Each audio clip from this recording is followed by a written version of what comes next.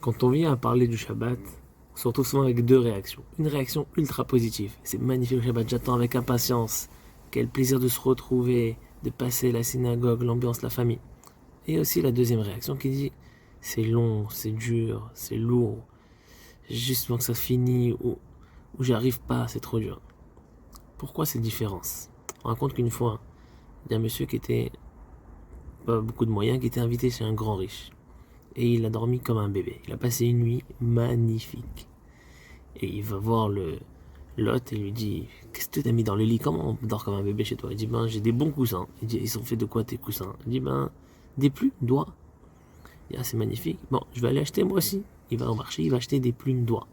Et il met comme ça un paquet et il dort dessus. Il met ça lui a piqué, il était pas bien du tout.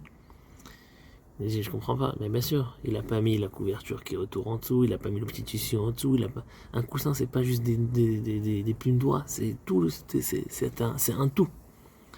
Le d'Israël, c'est la même chose, le Shabbat.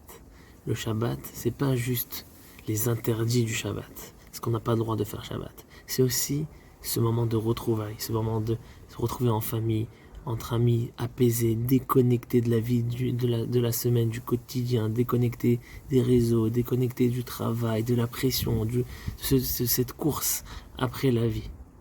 Donc un Shabbat, c'est un truc entier. C'est un truc qui est composé, c'est une grande chose qui est composée de plusieurs choses. Et des interdits. C'est vrai que quand quelqu'un commence à faire Shabbat au début, c'est difficile.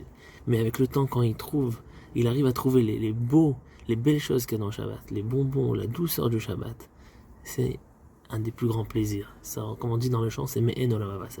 C'est comme si on est dans le monde futur déjà. C'est pour ça que le Shabbat, on dit Shabbat Shalom.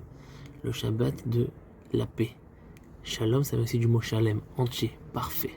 C'est que dans le Shabbat, il y a toutes les parties. Il y a les parties de l'interdit et les parties qui procurent un plaisir énorme, une attente énorme qu'il y a dans la vie du Shabbat. Et que c'est extraordinaire.